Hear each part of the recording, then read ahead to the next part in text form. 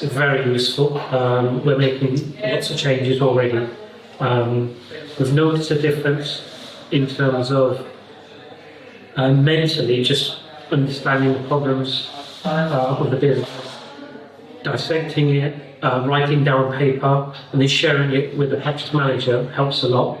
And just planning.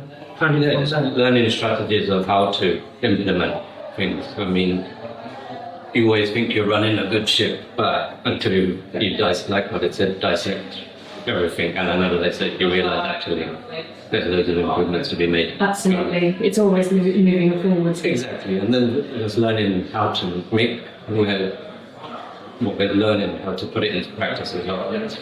What did you take from day one that you have put in place, and what kind of difference has it made for you? So the main take-home message from day one is the weekly meetings with our manager.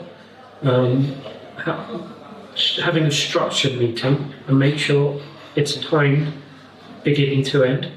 Having that template where we know we're spending a certain amount of time in each bit, and also making sure we have an agenda that's shared with the group beforehand, so everyone knows what we're going to be talking about. And just accountability, and reviewing it the week after or the week later to make sure things are done. Like we discussed today, most things don't stay on that to-do list for longer than a couple of weeks now. So people are accountable to things are getting done. So yeah, I think that accountability is good, and it's a good reminder as well. Often people will tell you to do something and it just kind of you forget about it or something like that. Yeah. What was it about kind of now that made you want to develop yourselves as leaders? I mean, being spot on clients changed our practice massively, and then when we found out about the mastery course, we knew that there'll be bigger changes that we can implement.